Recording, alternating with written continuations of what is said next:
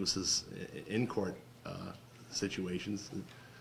It's not necessarily the people that aren't untrustworthy, and I'm putting that politely. It's many times it's the jurist, because you know, we have the right to do and responsibility to judge the law and uphold the law and judge the facts. So I'm going to conclude in saying that this is beyond important. It is absolutely pivotal to keep the power in the hands of the people.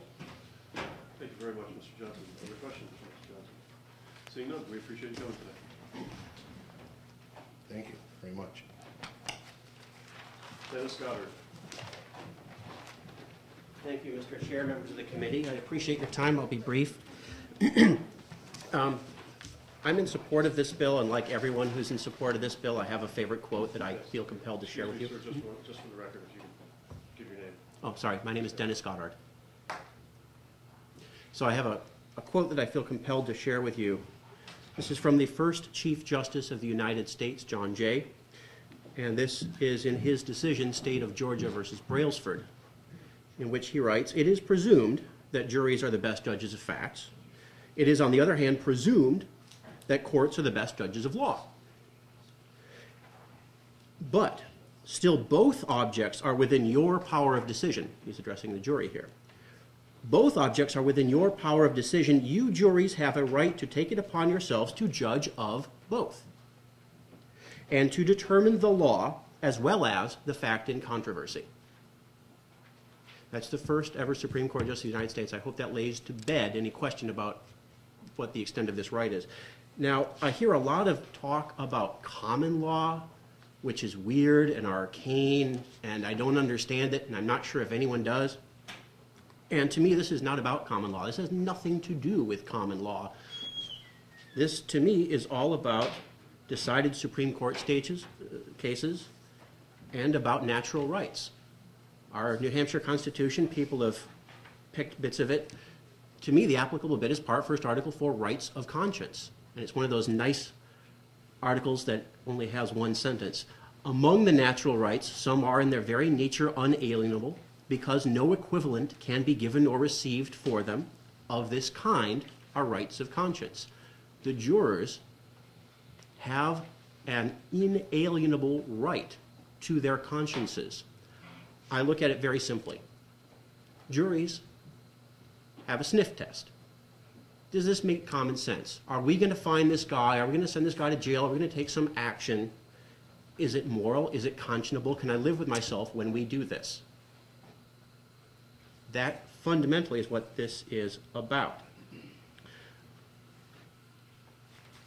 Now, the question came up, can the juries ignore the law? No. Juries cannot ignore the law. Statute can violate law. And that's what the Supreme Court is all about, is my understanding.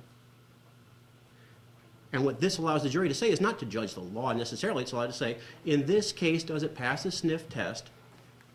Is this law applicable in this case? Now, there were 2 points brought up in prior testimony against the bill that I'd like to address very briefly. I heard it said that some states have this right clearly enumerated in their constitutions, and that New Hampshire does not. And therefore, it's been asserted that, therefore, we in New Hampshire don't have this right. This, to me, is the exact opposite of the way that rights work. You'll notice in Part 1, it talked about of this kind. Whenever we list rights in our Constitution, we usually say that they're of this kind, among them are. The whole point is that we don't enumerate them. That, my understanding, is what the 9th Amendment of the United States Constitution is all about. We don't enumerate the rights, and everything that's not listed you don't have. It's the opposite of that. Now, very specifically, I heard it asserted that because we instruct jurors that you should do something, that this implies, and a juror is going to understand that that means that they have the ability not to. Come on. Jurors here in the vernacular. Should means you ought to do something. When your friends say should, it doesn't mean might be able to, don't have to. I think it is simple and clear and proper that we should make that legal term "should" well understood in the context to these jurors when they're about to try and do their civic duty. Thank you. Thank you very much. Mr. Gowder, other questions? Seeing none, thank you very much. Thank you. Richard Marble.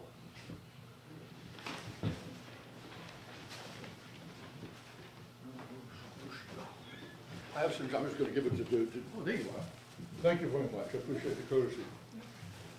Thank you, Mr. Chairman, members of the committee. Thank you for the opportunity to join with you this afternoon. I'm going to start out. My name is Richard Marple, 11 Dartmouth Street, Hooksett, New Hampshire.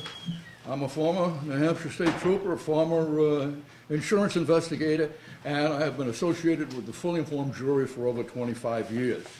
I am very proud to display, and each one of you have this, a proclamation by our governor. He has given me 2 prior to this one.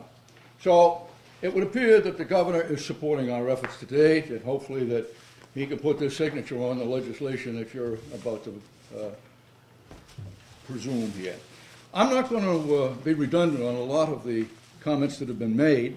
There was one comment that was made, I think, by Senator Dorn relative to the common law in the 7th Amendment. And the common law covers both criminal as well as civil. The common law existed before statutory law was created by our legislators. However, there's something that I would like to mention with regards to the Constitution, and that is Article 8. Article 8 is probably the most commanding article in the entire, which we all took as legislators. And I was here for 6 years, until 2006.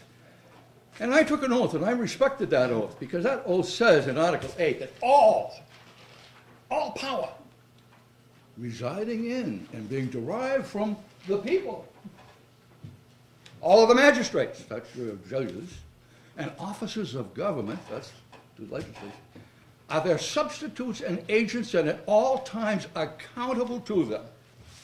And what has happened is our substitutes and agents are not being accountable to we the people. That, in my opinion, is a violation of Article 8 and actually is grounds for impeachment of any public officer that fails to honor Article 8 and be accountable. So I'll end my report there. Now, anything else, you're all going to copy of this. I'm just going to show it to you. You have it there. You can read it at your leisure. This is 2 years old. It's an affidavit that I gave to the governor regarding unfortunate circumstances involving a gentleman who has been incarcerated for 10 years. He shouldn't be there. He was not given due process. His wife and his son were not permitted to testify in his behalf. Neither were 3 employees that could have testified that he was at work when the alleged offenses took place.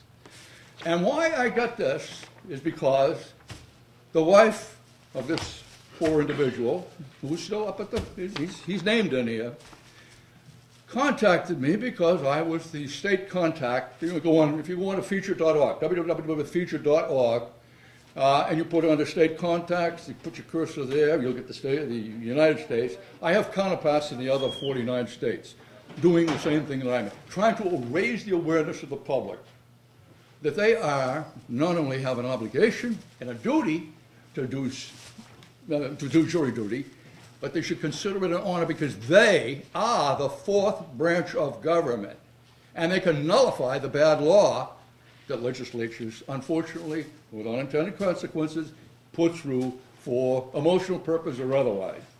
But this case here is specific. When she called me and she told me what her frustration between her and her son, I said, well, what documentation do you have to support the assertions that are being made? And she says, I was forced to buy my husband's transcript from the court. Forced to buy it. So she did. Former Representative Martin, no. I'm sorry to interrupt. If we could, the testimony, if we could get to the point that you'd like to make. Yeah, the point I'd like to make is incorporated here. If you read this, you will see why jury nullification is necessary. If the jury knew what was going on here, this gentleman would have been not would have been incarcerated. So that's in a nutshell. This is what you've handed us. I'll have that. Yeah, you have that. Thank you very much. I thank you for your courtesy. I appreciate your time. And we appreciate you coming in. Other questions? Former Representative Morgan. Being done. Thank you. Thank you very much. That is everyone that I have signed up to speak for House Bill 146. Again, there are several people who have signed up to evidence of support of the positions but not speaking. Okay, we have Chris Dorn and we have Representative Tregenza. I'll be brief.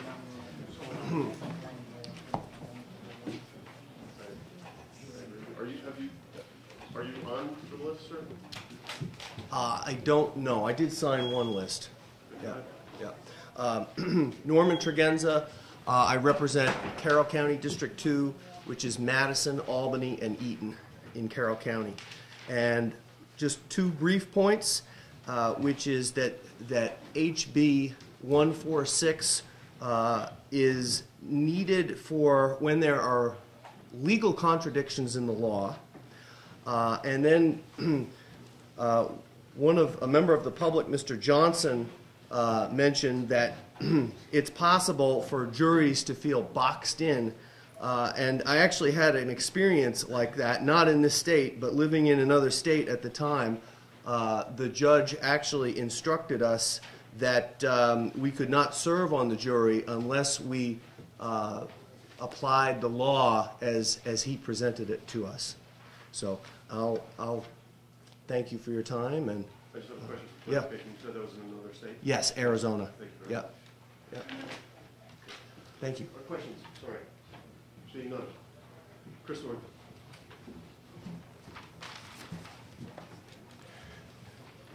Mr. Chairman and committee. I'm Chris Dorn and Chairman of Citizens for Criminal Justice Reform. I have a concern with line 3. It's a bit vague to me. Letting the jury judge the facts and the application of the law in relationship to the facts in controversy. I hope you would spend some time in executive session clarifying what that means. To me, it could mean it lets the jury make some assumptions about the law that come in harsher than they would have if they'd stick by the letter of it. Maybe there are protections in lines 5 through 8, references to several articles of the Constitution and the Bill of Rights that give a context to line 3. If the rest of the Constitution says you're limiting the power, the discretion of the jury to be more lenient to the defendant than they otherwise would, then I guess I'm pretty comfortable. I don't want, if I were a black man accused in any number of cities in the South, I would be worried about a white jury having the latitude to make up their own mind about the law. I think it would lead to injustices. There have been plenty of times in our history or moments where juries, where there's so much pretrial publicity or such an attendant hysteria. Salem in 1692. I wouldn't want to have faced a jury like that and give them any latitude they want to invent law. I'm comfortable with the rule of law. I'm pretty comfortable with the existing jury instruction we just heard that says they should but don't have to convict. I don't want to see a bill worded in such a way that would give a jury latitude and discretion to be harsher than the law already allows. And I'm not sure if this wording says that or not. I'd like you to study it further. I'd like some clarification of that phrase in line 3. Thank you very much for your other questions. No, thank you very much. If you could. My name is, I had written that I support the bill, Representative Guida, but I did not put down that I wanted to speak. Okay, if we could, Representative Guida, this is the last person to speak on the bill. Please come up, introduce yourself. Thank you. Thank you, Mr. Chairman. If you have new things to offer, that would be great. I did want to just make a clarification. I'll be very brief. With regard to the previous speaker, the chairman of our Judiciary Committee in the House is a retired judge, and his modification or amendment to the original bill was well thought out and does not do what the prior speaker was worried it does do. you have now where